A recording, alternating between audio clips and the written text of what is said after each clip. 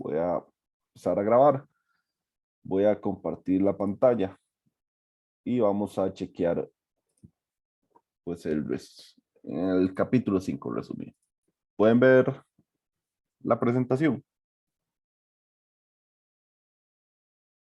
Sí, profe. Sí. Genial. Entonces,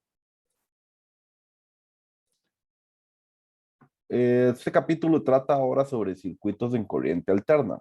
Hasta el momento, todos nuestros circuitos los hemos trabajado con una fuente de corriente directa y para hacer cambios en la corriente, como lo vimos en el capítulo anterior, normalmente lo que poníamos es un switch, ¿verdad? Para pues hacer cambios en nuestro circuito.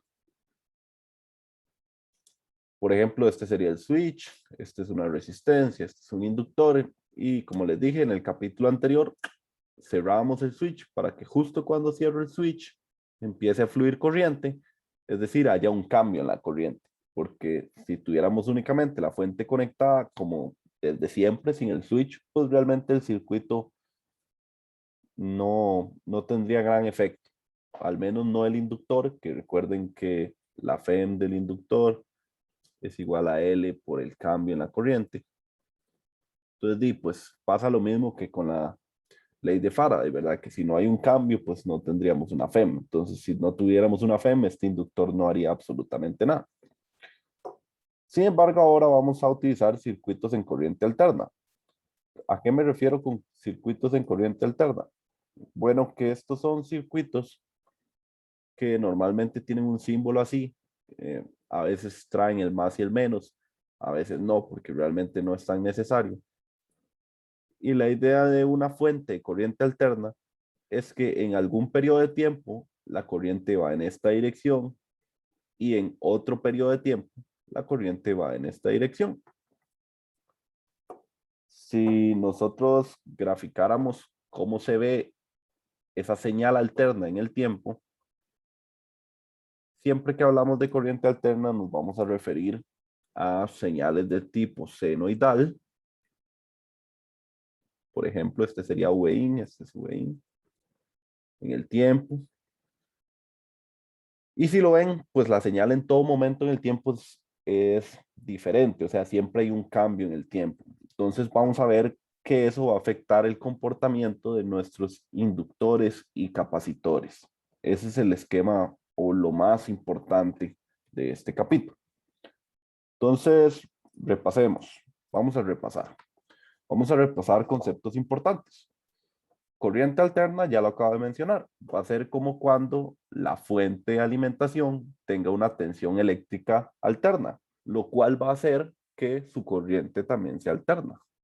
Entonces esta puede ser una señal, esta es un menos coseno, por ejemplo, y podríamos tener una señal del tipo, eh, esta señal la podríamos describir como V en el tiempo es igual a un V máximo por un, bueno, pongámosle un menos, un coseno de omega t, donde t sería el tiempo, o sea, nuestra x, ¿lo ven?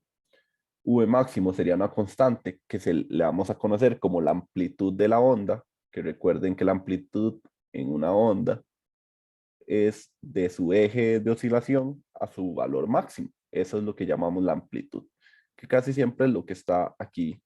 Bueno, casi siempre no, es lo que está aquí frente a al coseno o seno que tengamos en la corriente alterna. Y luego este omega viene a ser la frecuencia con la que oscila esta onda. Vamos a recordar más conceptos antes de relacionar esa frecuencia.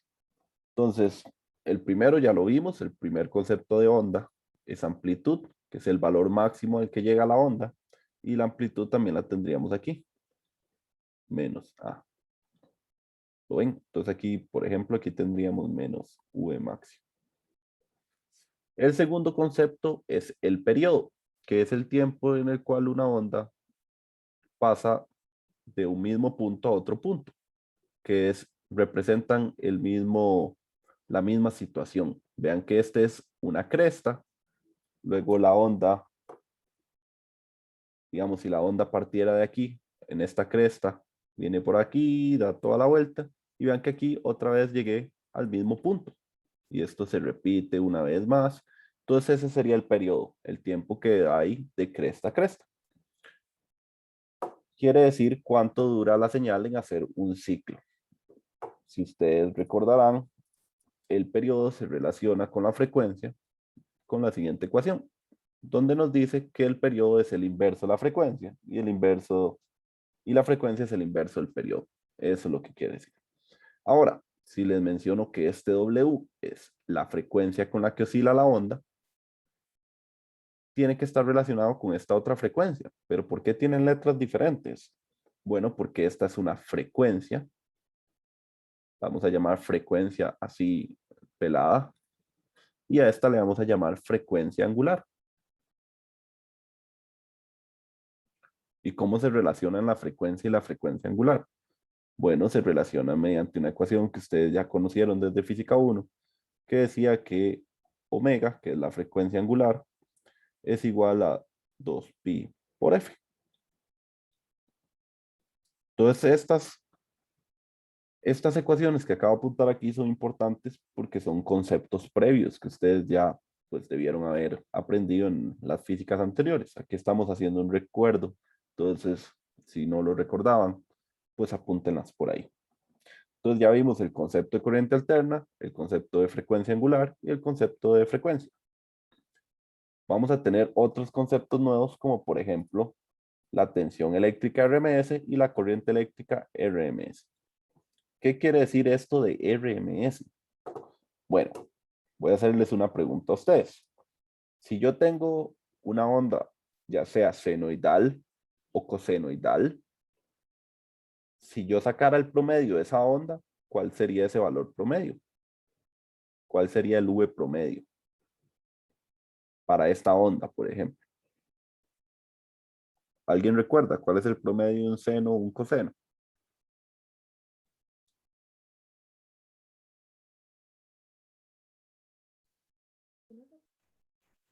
¿Perdón? Casi no se te escucha, o al menos yo no te escucho. Otra vez, por favor.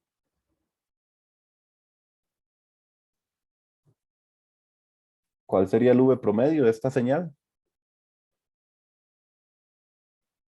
Bueno, bueno, vamos a ver, aquí en el chat tenemos una información, 0. Exacto, ese es el promedio, es 0. Ese es el promedio de la señal, 0 volts. Pero sin embargo, tengo una incógnita.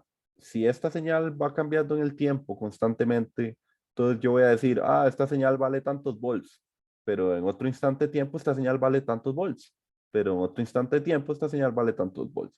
Entonces, la moraleja de eso es que en una señal alterna realmente no me importan mucho sus valores instantáneos, porque siempre van cambiando en el tiempo.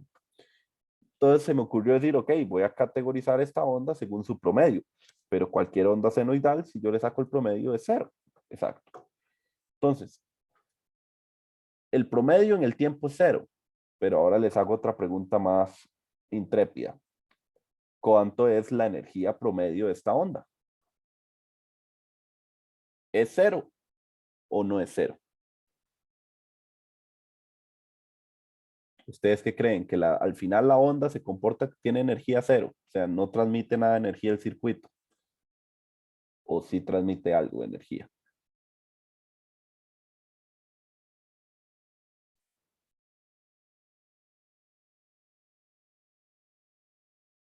Exacto, muy bien, Brisa. Sí, hay una transmisión de energía, exacto, porque la onda está viajando por el conductor, está moviendo electrones, está afectando otros elementos del circuito, entonces de fijo tiene energía. Entonces el RMS viene a ser un valor, una constante, que al final termina siendo como un número de cédula de la onda. Ese valor RMS me va a hablar de cómo es esa transmisión de energía. Como les dije, en una señal alterna no me sirve de nada hablar de valores instantáneos porque siempre van cambiando en el tiempo. No me sirve el promedio de la señal porque el promedio es 0. Pero si promediamos la energía al final viene a por la potencia. La potencia es el cambio en la energía en el tiempo. Entonces, si nosotros sacáramos la potencia de esta onda, recuerden que la potencia viene ligada de alguna manera al cuadrado de la señal, o al, pongámoslo así, al V por I, más fácil, a V por I. Si nosotros multiplicáramos algo que es alterno, que tiene un seno, por ejemplo, y la corriente también sabemos que va a ser alterna, tiene un seno, entonces esta potencia al final es proporcional a un seno al cuadrado. ¿Ok? Es proporcional a un seno de la onda al cuadrado. Si esto es proporcional al cuadrado, ahora sí, saquémosle un promedio a esa energía. Saquemos el P promedio. Si le sacamos el promedio a esta señal, ¿cuál sería el promedio de un seno al cuadrado o el promedio de un coseno al cuadrado? ¿Alguno lo recuerda?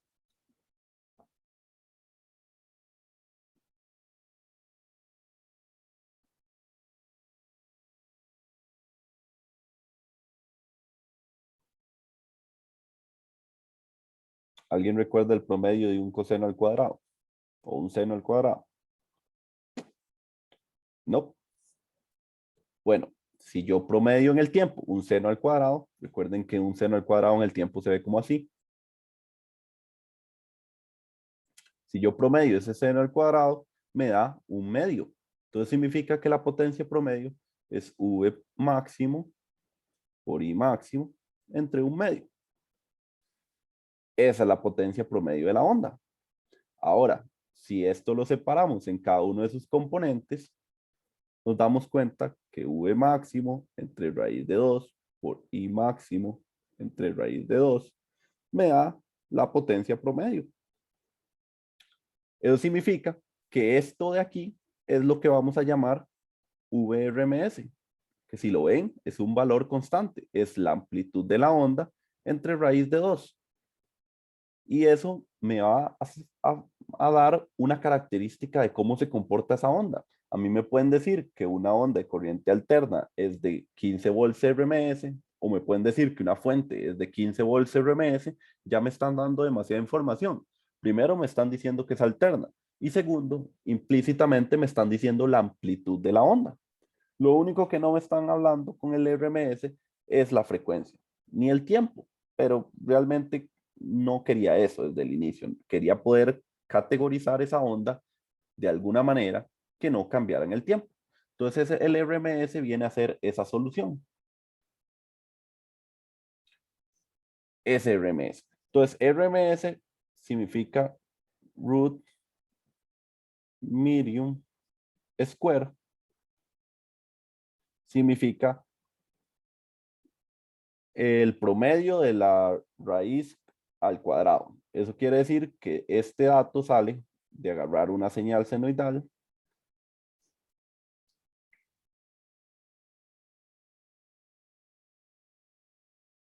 elevarla al cuadrado, sacar el promedio y después hacerle raíz. Ay, no sé por qué puse ahí santo, ¿ok? Sacar el promedio y luego sacarle raíz.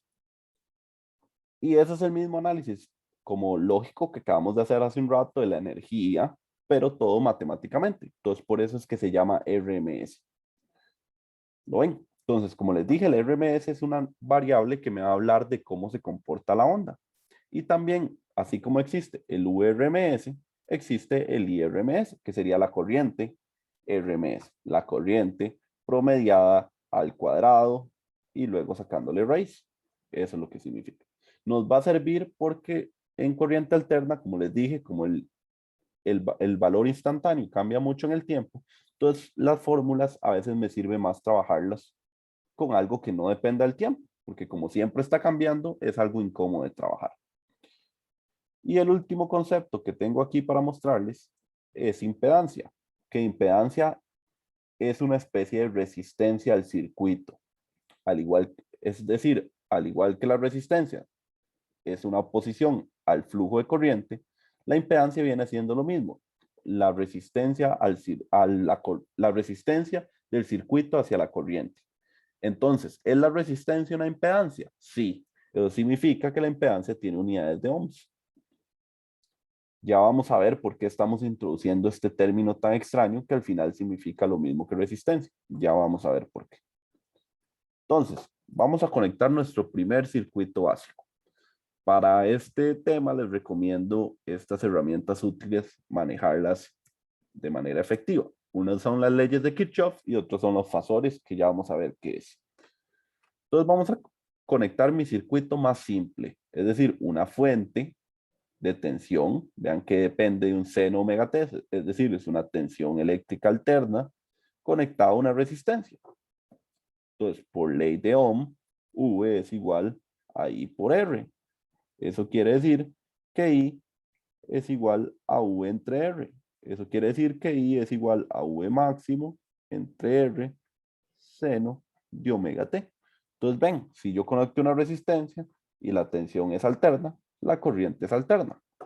Si yo graficara tanto la corriente como la tensión eléctrica en un circuito con una resistencia, como la ley de Ohm es proporcional, y pues la onda cuando está en su valor V máximo, estamos en I máximo. Cuando V vale 0, la corriente vale 0. Eso podemos decir que las dos señales, tanto la corriente como la tensión, están en fase, porque si ven, las dos senoidales son exactamente la misma. Estas son las señales cambiando en el tiempo, ¿verdad? Ahorita no hemos descubierto nada como sorprendente. Sí, conecto una resistencia, ley de Ohm, y pues la corriente tiene que ser igual en forma a la tensión eléctrica. Como esto va cambiando en el tiempo, gráficamente también me es un poco complicado de analizarlo, porque en todos los instantes diferentes, pues hay un valor, pues, que ha variado, un valor variante. Entonces, existe una forma matemática de representar estas señales alternas en términos vectoriales. A eso se le llaman los fasores. ¿Cómo es expresar vectorialmente una señal alterna? Bueno, una señal se convierte en un vector. ¿Lo ven? La violeta sería esta flecha violeta, donde su largo, el largo del vector, es decir, la magnitud de ese vector, va a ser su valor máximo. Vean que aquí está el vector, el fasor, mejor dicho, de la fuente, donde el largo de esta flecha sería el V máximo. ¿Y qué son estos ejes que estamos analizando? Bueno, estos ejes son, el eje Y es el valor del fasor justo en un instante de tiempo. Es decir, si el fasor en algún momento está apuntando hacia allá, si yo saco su componente en Y, significa que este es el valor que se tiene en ese instante de tiempo dado. Igual con este otro, su fasor en ese instante de tiempo dado es esto. Los fasores no son vectores que se quedan quietos en un solo lugar, como los hemos analizado. En algo tienen que diferenciarse a los vectores.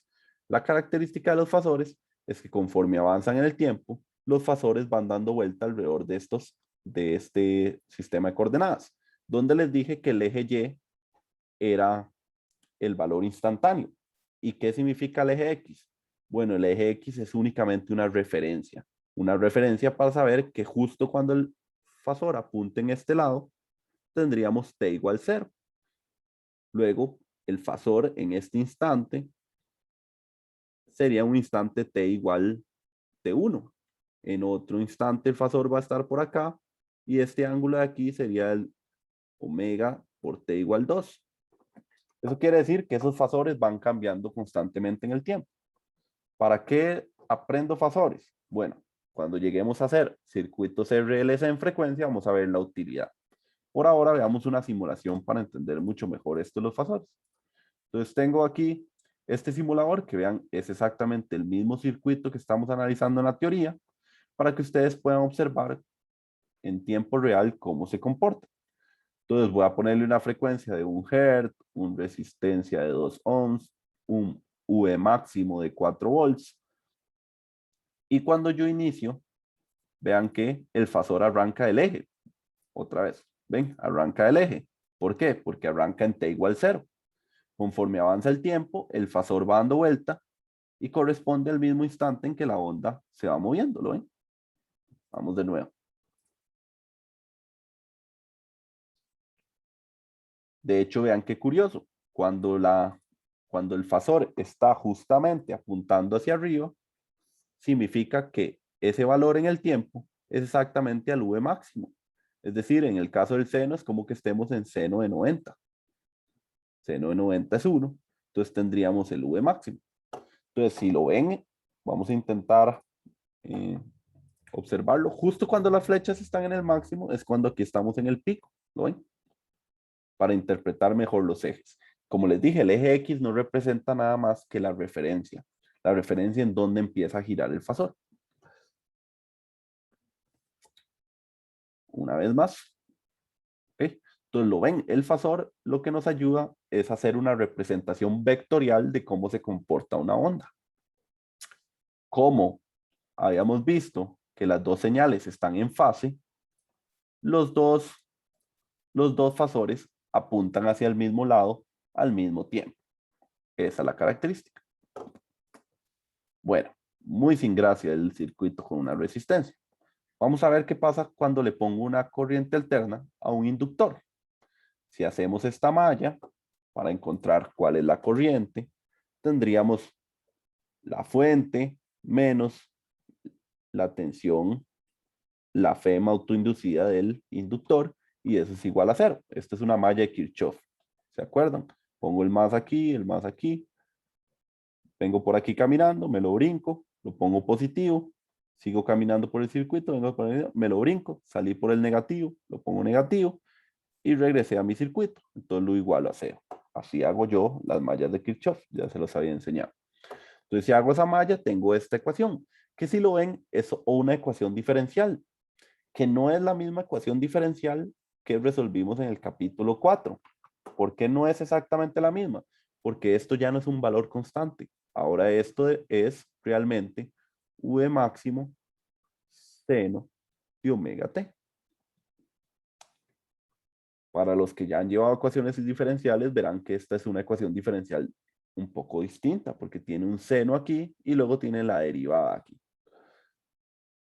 Entonces, si uno resuelve esta ecuación diferencial, recuerden lo que vamos a obtener al resolver una ecuación diferencial es una ecuación de la variable que estamos analizando. En este caso sería la corriente, porque es la que tiene la derivada. Cuando yo resuelvo esta ecuación diferencial, como el curso no es requisito ecuaciones diferenciales, ustedes me van a creer que resolver esta ecuación diferencial me indica esto, que al final dice que la corriente que hay en un circuito L, porque vean que solo hay un inductor, es igual al V máximo entre omega L seno de omega T menos pi medios. ¡Ah! ¡Qué loco! Salió ahora un desfase de la señal. ¿Qué quiere decir ese desfase? Que si yo grafico las dos señales en el tiempo, se van a ver de esta manera. Donde vean que ahora, como había un desfase de menos 90 grados, ahora cuando la señal vale, la fuente vale su valor máximo, la corriente vale 0. Y cuando la corriente vale su valor máximo, la fuente vale 0. ¿Ven? Eso representa un desfase de 90 grados. Ese desfase es negativo. Por lo tanto, si yo convierto estas señales a fasores, voy a obtener el fasor de la tensión que en un momento dado va a apuntar hacia allá, ¿verdad? Recuerden que esto es en un momento dado, ellos están dando vuelta constantemente, ya lo vimos.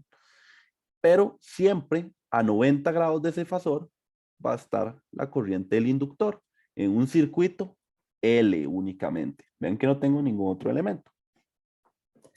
¿Cómo se ve esto en el simulador? Bueno, por dicha tengo simuladores para todos los casos.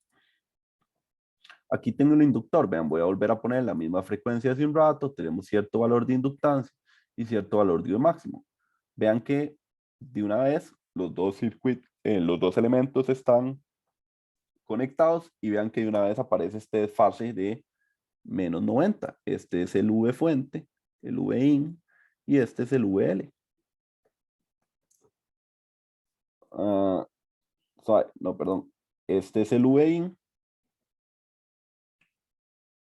o VL. Vean que es el mismo porque está en paralelo. Y esta sería la corriente que pasa por el circuito. Entonces, si lo ven, están a 90 grados. ¿A cuánto? A menos 90. La corriente está a menos 90 de el valor de la tensión del inductor. Entonces, si yo los viera en el tiempo, vea que ambas señales van desfasadas 90 grados, ¿lo ven? Cuando uno vale máximo, el otro vale 0. Cuando el otro vale máximo, pues el otro vale 0. Y los fasores se ven como pues dos vectores a 90 grados que siempre van girando. Ok, ya aprendimos que cuando tenemos un circuito únicamente con resistencias, las dos señales están en fase. Cuando tenemos un circuito únicamente con un inductor, la tensión del inductor está 90 grados adelante de la corriente del inductor. O podemos decir que la corriente del inductor está trazada a 90 grados la tensión del inductor. Cualquiera de las dos formas es lo mismo. Ok, probemos ahora el siguiente circuito. No, antes de probar el otro circuito, analicemos algo aquí. Algo muy importante, casi me lo salto. Vean que esta es la fórmula de la corriente. Esto es un seno, no tiene unidad. Esto de aquí tiene unidad de volts. Y esto de aquí tiene unidad de amperes. Entonces, si esto tiene unidad de volts, esto no tiene unidad, y esto tiene unidad de amperes, ¿cuál es la unidad que relaciona los volts con los amperes?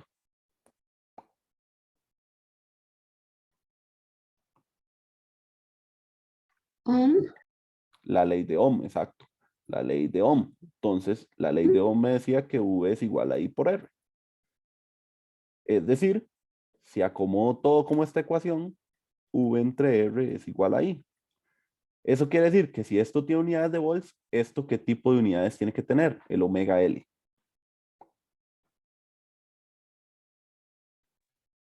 Ohm. Exacto, esto tiene unidades de ohms. Omega L tiene unidades de ohms. ¿Y omega L qué es? Bueno, a omega L le vamos a llamar la reactancia inductiva. Y la vamos a expresar como XL. Es igual a omega L, donde L es la inductancia del elemento y omega es la frecuencia. ¿Por qué esto se llama reactancia?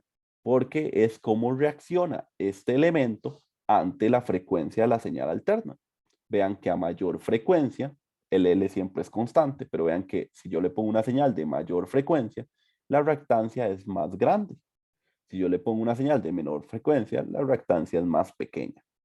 Y la reactancia al final es una impedancia, porque es una forma de oponerse a la corriente del circuito. Vean que entre más alta sea la frecuencia, más pequeña se va a hacer la corriente.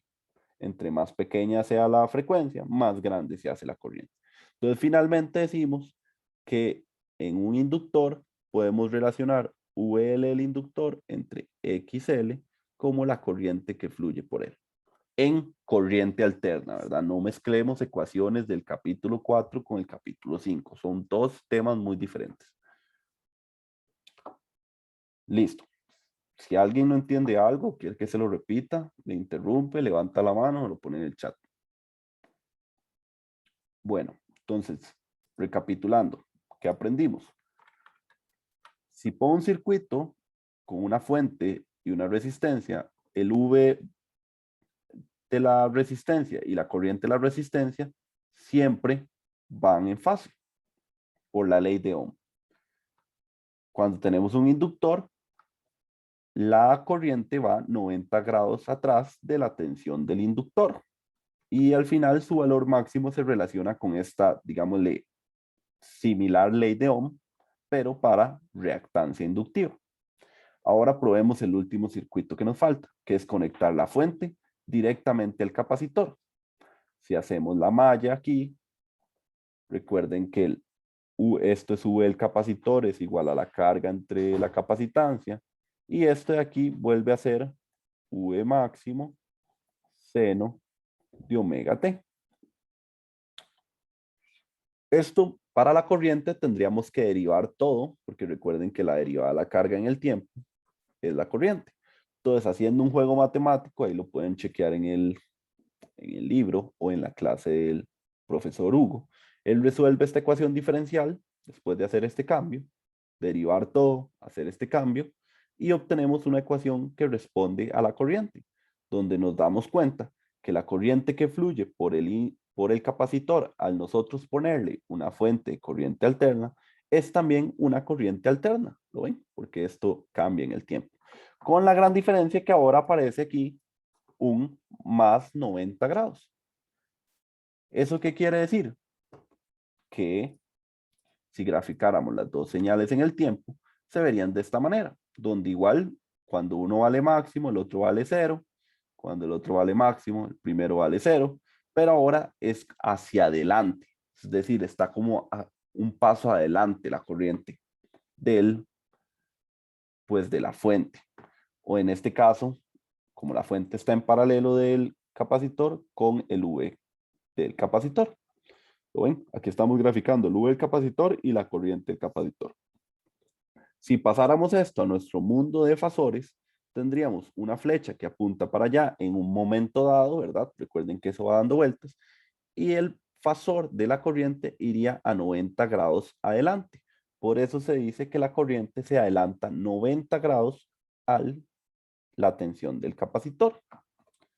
Si vemos la simulación, tenemos un circuito con capacitor. Vean que de una vez el fasor de la corriente está a 90 grados del fasor de la tensión eléctrica del capacitor. Y pues si yo le doy iniciar, ahí vamos viendo cómo se comporta la rotación del fasor y es correspondiente a la forma de las ondas. Interesante. Ahora,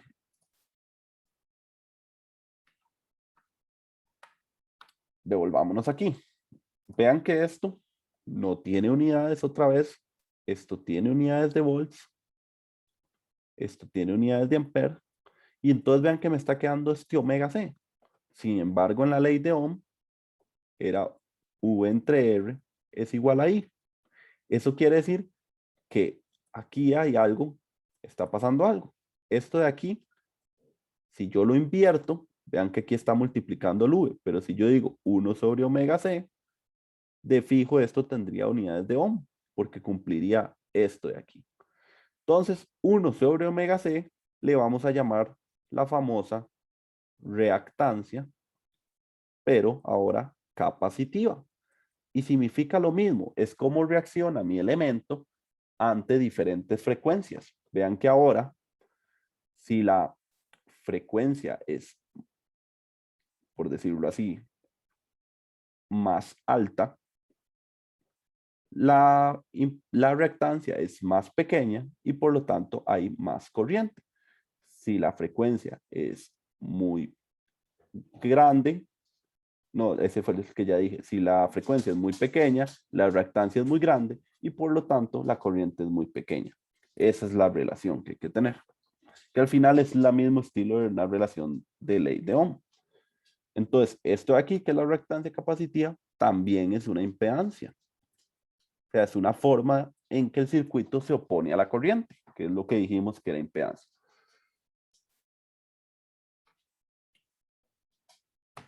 Ahora, pregunta del millón. Si sabemos que cuando tenemos un circuito con resistencia, la corriente y el VR van en fase, cuando tenemos un circuito únicamente con inductor, el VL va, o mejor dicho, la corriente va atrasado 90 grados de la tensión del inductor, y cuando tenemos un circuito con capacitor, la corriente va adelantada a la tensión del capacitor. ¿Qué pasa cuando unimos los tres elementos en un mismo circuito? Por ejemplo, tenemos un circuito RLC. Bueno, que se van a sumar los tres efectos que acabamos de analizar. Se va a sumar el efecto de que la corriente siempre va a apuntar hacia el mismo lado de la resistencia. Se va a tomar en cuenta el efecto de que el VL siempre va a estar 90 grados arriba de la corriente y también que el V capacitor siempre va a estar 90 grados abajo de la corriente. Porque recuerden, en el capacitor se adelantaba 90 grados la corriente a la tensión del capacitor. Y en el inductor, la corriente estaba trazada 90 grados a la tensión del inductor. Entonces, si sumamos estos tres efectos, sería como ver estas tres señales a la vez. Este va a ser el VR, que vean que siempre cuando el VR vale máximo, la corriente vale máximo. El VL vale 0 y el VC vale 0. Y luego cuando el VC es máximo, vean que la corriente es 0 y también el VL es máximo, pero en dirección contraria, por ese juego de fases de 90 y menos 90. Veamos la simulación. Entonces, cuando tenemos un circuito RLC, lo más sencillo siempre es dibujarlo de esta manera, porque ustedes tienen que aprender a dibujarlo. Esta es la forma más sencilla de hacerla. Vean que cuando yo le doy play, él siempre gira en el tiempo. Entonces, realmente uno puede escoger una posición cualquiera. Pero lo más sencillo siempre es dibujar la corriente sobre el eje. Sobre esa misma corriente va a ir el fasor VR, 90 grados arriba siempre va a ir VL y 90 grados abajo siempre va a ir VC. Sea cual sea el instante de tiempo. Vean que siempre es así. Le doy play y vean que siempre giran de esa manera. Y ahí se van formando las gráficas a la vez.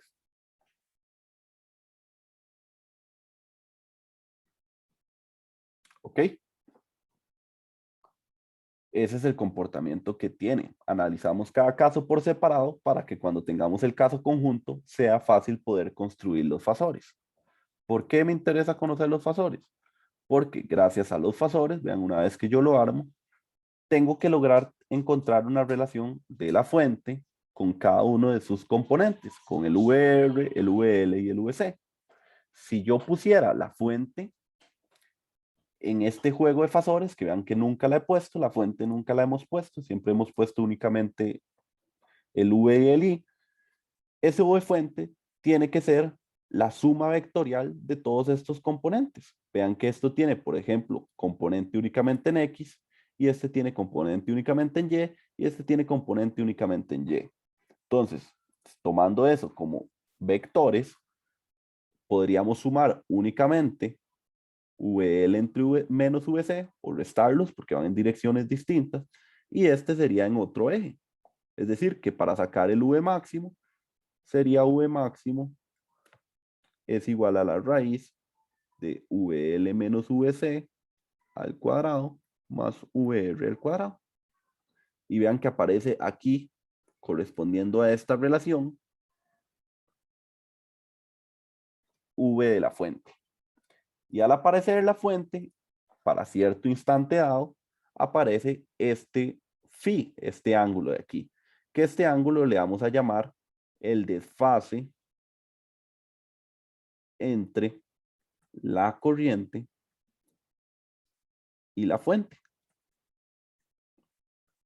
Ese desfase no es nada que ver con el desfase que ya acabamos de estudiar, de adelantarse a la corriente o de detenerse a la corriente. Todos los desfases que analizamos hace un rato fue únicamente para poder construir el diagrama fasorial de todo un circuito de RLC.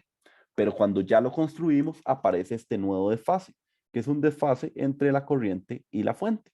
Ese desfase puede ir desde menos 90 a 90. ¿De qué depende ese desfase? ¿Cuánto vamos a saber que es ese desfase? Bueno, ese desfase, si lo sacamos jugando vectorialmente con los fasores, ya sabíamos que V de la fuente tiene que ser igual al VR máximo más la resta de los dos elementos al cuadrado. Aquí los cambiamos por sus componentes de ley de Ohm. Vean, aquí está la ley de Ohm para VR al cuadrado. Aplicamos la ley de Ohm, pero entre comillas, que es la del inductor. Y luego aplicamos la ley de Ohm, entre comillas, que es la del capacitor. Si cambiamos esos valores, sacamos a factor común la corriente, la ven que está en todos los términos, incluso termina saliendo de la raíz. Y vean que si yo acomodo todo este término como una ley de Ohm, vean que tenemos la misma forma y es igual a V entre R. Pero ahora tenemos todo esto abajo. Todo esto le llamamos la impedancia del circuito, porque vean que ya es la suma tanto de la impedancia resistiva, que es la que tienen los resistores, la reactancia inductiva, que es la impedancia que generan los inductores, y la reactancia capacitiva, que es la impedancia que generan los capacitores. La impedancia tiene unidades de ohm, porque esto tenía unidades de ohm, esto tenía unidades de ohm y esto tenía unidades de ohm. Entonces, cuando les pregunten la impedancia del circuito, se refiere a esto de aquí. Y vamos a saber que la corriente máxima que fluye por ese circuito siempre va a ser el V de la fuente máximo entre la impedancia del circuito. Entonces ya logramos encontrar una forma de encontrar la corriente del circuito. Si seguimos haciendo un juego ahí de vectores, vean que podemos decir que el desfase es la tangente inversa de V de esta componente de aquí, que vean que es este fasor de aquí, de VL menos VC, entre esta componente, que es VR. Si volvemos a hacer ese mismo juego matemático de poner VL menos VC entre VR, ponemos sus componentes en ley de Ohm, vean que todos tienen corriente máxima, cancelamos la corriente máxima, nos damos cuenta que ese desfase que puede existir entre la señal de la fuente y la corriente total del circuito es tangente inverso de la resta de sus reactancias entre la resistencia. Ok.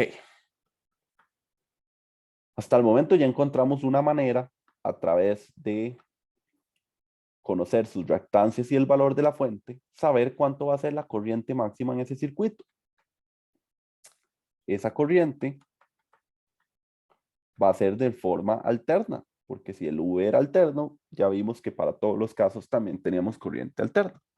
Esa corriente, si el V se expresa de la manera V es igual a V máximo seno de omega t, la corriente se debería expresar como la corriente máxima seno de omega t más el desfase. Así se debería expresar la corriente en términos del tiempo. ¿Preguntas hasta aquí?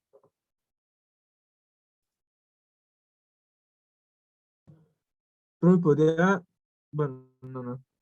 Dígame. Es que esas últimas fórmulas que escribió ahorita en rojo, me llevan un toquecito. Ajá. Vean que esta ecuación de aquí es únicamente el V máximo, lo que va aquí, ¿verdad? Como en corriente alterna, le dije, los valores instantáneos no me interesan mucho porque siempre van cambiando. Todas las ecuaciones están planteadas en valores máximos y ya también sabemos que podrían estar planteadas en VRMS, porque el VRMS se relaciona directamente con el V máximo. Por eso estamos planteando todas las ecuaciones en términos únicamente de VR máximo, VL máximo, VC máximo. Por eso aquí es la corriente máxima, ¿lo ven? ¿Ok?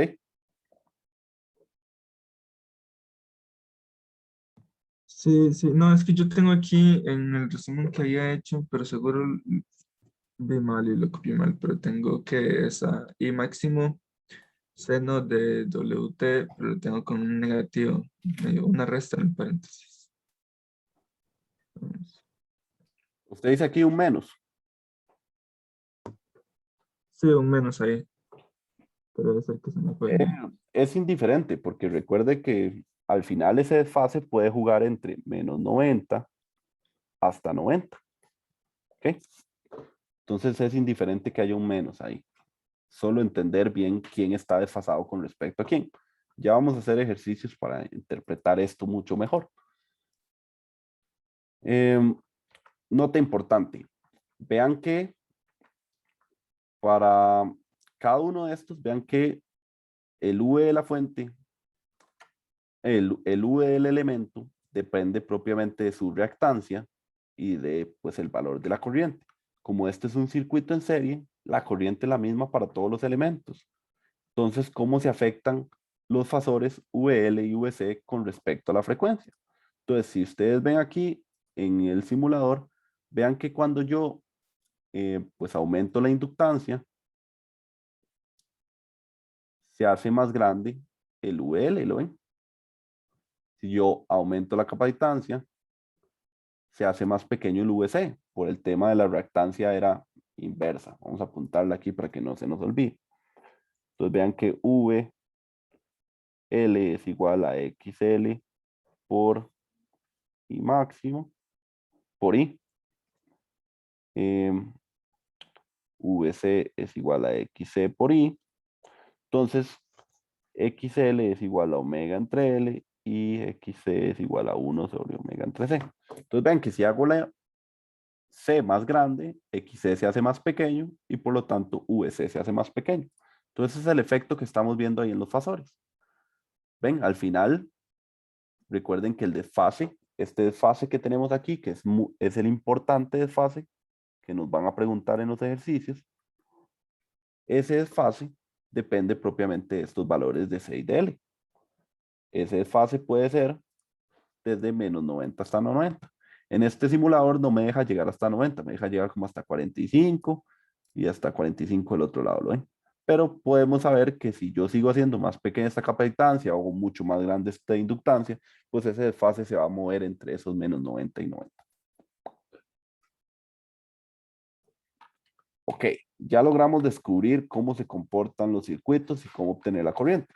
Vamos a hacer un ejercicio para aterrizar esto un poquito y vamos a terminar ahí para dejar los demás ejercicios para el martes, para no hacer la clase tan pesada.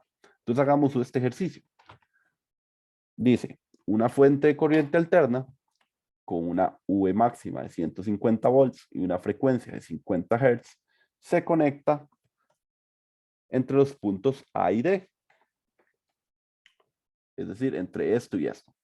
Es decir, con esa explicación nos dijeron, esto es un circuito RLC. Estamos conectando así. Me quedó un toque torcido, pero la idea es que está conectado los dos puntos a la fuente. Entonces dice, calcule los voltajes máximos entre los puntos AB, BC, CD y BD. Entonces prácticamente me están pidiendo VR máximo, me están pidiendo VC máximo y me están pidiendo VL máximo. Y luego me están pidiendo cuánto hay desde aquí hasta aquí. ¿Ok? Entonces es el ejercicio que vamos a hacer. Lo primero, siempre que necesitamos, es la corriente. Y tenemos muchas fórmulas en las cuales la corriente está involucrada. Pero ¿cuál es la que siempre nos va a permitir obtener la corriente por primera vez? La que dice V máximo es igual a I máximo por la impedancia del circuito. Si yo despejo la corriente, tengo que la corriente máxima es igual al V máximo entre la impedancia. ¿Y quién era la impedancia? La impedancia era igual a la raíz de R al cuadrado más XL menos XC al cuadrado. ¿Quién es R? R es igual a 40 ohms. ¿Quién es XL? XL es igual a omega por L. ¿Y quién es omega? Omega es igual a 2pi por F. F es 50. Entonces esto es igual a 2pi por 50. Es igual a 100pi. ¿Qué unidad tiene W? Radianes entre segundos. ¿Qué unidad tiene F? Hertz. Recuérdenlo bien. Entonces vean que ya tenemos cuánto vale la frecuencia. Entonces ya podemos ponernos a calcular cuánto vale esta impedancia, esta reactancia inductiva, que sería 100pi por la inductancia, que serían 185 milihenries. Es decir, la reactancia inductiva la calculamos. Para buscar la calculadora, siempre se esconde. Aquí está. Serían 100 por pi por 185 exponencial a menos 3. Eso sería 58,12 ohms, porque recuerden, tiene unidades de ohm. Y luego calculo la reactancia capacitiva, que sería 1 sobre omega C. Eso sería igual a 1 sobre 100 pi por la capacitancia, que son 65 microfaradios. Y eso me daría 1 sobre 100 pi por 65 exponencial a menos 6. Esos son 48,97 ohms. Ahora sí, que ya tengo todos los valores, puedo calcular la impedancia. La impedancia total del circuito sería la raíz de 40 al cuadrado más 58,12 menos 48,97 al cuadrado. Si calculo esa impedancia, me daría raíz de 40 al cuadrado más 58,12 menos 48,97 al cuadrado. Significa que la impedancia total del circuito es igual a 41,03 ohms. Recuerden, como esto es un circuito en serie, todos tienen la misma corriente, esta fórmula, apúntenlo bien, es siempre la necesaria para encontrar la corriente, a menos de que de casualidad tenga alguno de estos valores. Pero si te dan la fuente, de fijo la única fórmula para encontrar la corriente es esta aquí, a través de la impedancia total del circuito. Ahora, cuando ya tengo la impedancia total del circuito, ya puedo calcular la corriente máxima. La corriente máxima sería igual a 150 entre 41,03. Eso quiere decir que la corriente máxima es 150 entre 41,53. Eso sería 3,61 amperes. ¿Todo bien hasta aquí?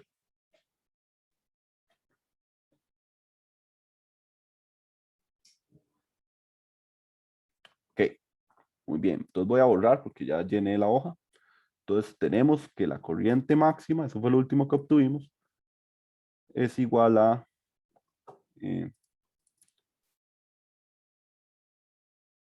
por favor, alguien si puede apunte este dato y apunte este dato y este dato, por favor. Ahí mandé un screenshot del grupo porque a mí no me está dando chance de apuntarlo todo. Ok, está bien. Muchas gracias. Igual, entonces tenemos que la corriente máxima está haciendo 3,61. Si yo de casualidad les borro y estoy explicando, dígame, profe, me borró, deme un chancecito y les doy unos segundos para que copie. Entonces tenemos la corriente máxima. Entonces vean que el primer punto que nos dicen es la tensión que hay de aquí a aquí, es decir, el VR máximo. ¿Cómo obtengo el VR máximo? A través de I máximo por R. Por eso era tan importante el I máximo. Esto es igual a 3,61 por 40. Y eso es igual a 144,47 volts. Ese sería el VR máximo. Ahora, ¿cómo obtengo el VL máximo? El VL máximo sería igual a la corriente máxima por XL. La corriente es 3,61 y esto, si la memoria no me falla, es 58,12. 3,61 por 58,12. Esos son 209. 209,81 volts. Y luego tenemos el VC máximo, que eso sería la corriente máxima por la reactancia capacitiva, que sería 3,61 por, si la memoria no me falla, 48,60. 97. 97. Bueno, intenté batear, pero ahí anduve cerca. 48,97. Y eso sería igual a 3,61 por 48,97. Y esos son 176,78 volts. Ok, ya obtuvimos el punto A, el punto B y el punto C. Buenísimo. Ahora nos están preguntando cuál es la tensión que hay desde B a D. Recuerden que cuando teníamos el diagrama fasorial, VL siempre iba en dirección contraria a VC. Siempre. Entonces eso significa que la tensión total que hay de B a D es la tensión total que hay en la resta de estos dos. Entonces significa que eso sería el VL máximo menos el VC máximo. Y eso sería este menos este, que son 209.81 menos 176.78. Y esos son 33,03 volts. Y ahí está el punto D. Detalle importante. ¿Cómo podemos saber que lo hemos hecho bien hasta el momento? Bueno, si ustedes vienen y hacen, por ejemplo, V de la fuente es igual a VR al cuadrado más VL menos VC al cuadrado. Si yo hago esto en la calculadora, vamos a obtener 144.47 al cuadrado más 33.03 al cuadrado. Eso me está dando aproximadamente 150 volts, que efectivamente era lo que yo tenía en la fuente. Entonces así comprobé que todos mis datos estuvieron correctos. Al final debería cumplirse esto de aquí. Entonces esta fórmula es una forma de notar si pues hemos hecho todo correcto. Obviamente puede haber un pequeño error, por eso digo se parece a, porque pues aquí habían un montón de decimales que fuimos redondeando. Entonces, que nos dé muy, muy cercano significa que está bien. ¿Tienen alguna pregunta al ejercicio?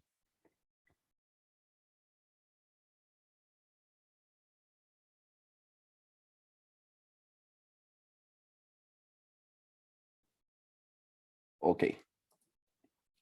Vamos a ver qué más tenemos por aquí. Tenemos 2 ejercicios más. Pero vamos a dejarlo hasta aquí. Vamos a dejarlo picando en este ejercicio. Aquí tenemos otros 2 que vamos a repasar la próxima vez. Y nos falta también ver estas 2 diapositivas que me las brinqué. Pero primero me gustaría hacer más ejemplos. Entonces, si alguien no tiene preguntas hasta aquí, pues entonces nos vamos a ver el martes. Exacto, Luis Diego. El ejercicio son sencillos, no van a ser ejercicios muy difíciles. ¿Qué es lo importante? Entender qué son las impedancias, entender cuándo hay corriente máxima, entender cómo es la impedancia total del circuito y saber qué ecuaciones trabajar. Porque como les dije, todas tenían corriente, por ejemplo, todas tenían el V máximo. Entonces solo es saber manejar bien cada una de las variables. Ya, Profe, dígame. digamos, si a mí me hubiesen pedido la tensión entre A y C, ¿cómo sería? En ese caso, si nos hubieran pedido la tensión entre A y C, habría que haber hecho VR, raíz de VR más VL, cuadrado y al cuadrado. Tendría que haber sido así, porque si lo vemos en los fasores, recuerde que un fasor apuntaba hacia Y y el otro apuntaba hacia X. Entonces no puedo sumarlos simplemente. Tengo que hacer este juego. Ok, gracias. De nada. Un último detalle, agreguémosle un punto más a este ejercicio y con eso terminamos para que dejar otro punto claro. Pongámosle un punto E que diga, encuentre el desfase. El desfase y de F dibuje el diagrama fasorial. Porque ustedes deberían ser capaces de dibujar el diagrama fasorial siempre. Entonces, lo primero es el desfase. Entonces, el desfase sería igual a la tangente a la menos 1 de XL menos XC sobre R, que esto era 58,12 menos 48,97 entre 40. ese desfase me está dando 58.12 menos 48.97. Aquí otra vez falta tangente, ¿verdad?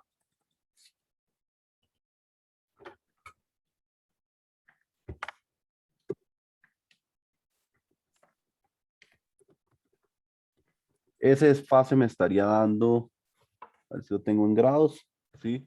Ese desfase me está dando 12,88 grados. Entonces ya lo encontramos, el desfase medio positivo.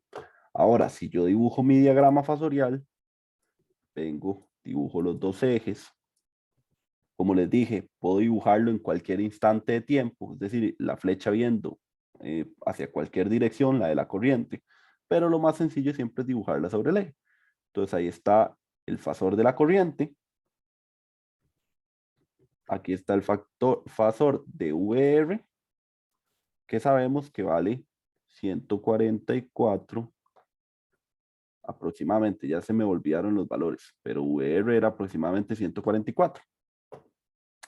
Si luego tengo que dibujar el fasor VL, siempre va a 90 grados arriba de la corriente. Entonces va para allá y la flecha sería un poquito más grande que la anaranjada, porque si mal no me acuerdo, esto era, si alguien lo tiene ahí por el dato de VL máximo, ¿cuánto era? 209. Sí, Pongamos VL sería aproximadamente 209. Ahora dibujaríamos el VC, que sería a 90 grados hacia abajo, un poquito más pequeño que el VL, porque valía, si mal no me acuerdo, aproximadamente 192 volts, ¿verdad? Ok, ahí ya Eran dibujamos. ¿Ciento cuánto era? 176. 176. Ok, gracias. 176 volts. Y luego nos falta dibujar el de la fuente, pero el de la fuente es el único que siempre su dirección cambia. ¿De qué depende esa dirección? De este desfase. Este desfase es el desfase que hay visto desde la corriente a la fuente. Entonces, significa que el ángulo que hay desde aquí hasta algún punto tiene que ser 12,88. Y el V fuente se dibujaría así. Donde ese V fuente tiene que valer V in, voy a ponerle, tiene que valer 150. Y ya comprobé hace un rato que si sumo vectorialmente estos tres fasores, me da este de aquí. Por lo tanto, ahí está ya ese ejercicio como un ejercicio premium, que tenían que pedirnos el desfase y dibujar el diagrama fasorial. Entonces ven qué fácil es dibujar el diagrama fasorial. Si uno empieza desde la corriente, ya todos los demás van saliendo y el último que hay que acomodar es la fuente, dependiendo de cuál sea el desfase. Si este desfase me hubiera dado menos 12, ¿qué hubiera sucedido? Que entonces el V fuente hubiera tenido que ser hacia allá. Ahí. Pero ese no fue el caso, entonces no confundamos más. Ya veremos más ejercicios donde calcular los desfases. ¿Está bien? Entonces ahora sí, ese era un extra que quería dejar listo la clase hoy. Ya la próxima podemos continuar con lo que estábamos viendo. Y si nadie tiene una consulta ahorita, pues nos vemos el martes y disfruten del fin de semana. Muchas gracias. Profe, yo le puedo hacer Muchas una gracias, cosa. profe. Bueno. Vine. Usted es Edwin, sí. Dígame. Bueno, ahora Está bien, esperamos. Voy a nada más dejar de grabar. Muchísimas gracias, profe. A ustedes que les vaya bien y disfruten del fin de semana.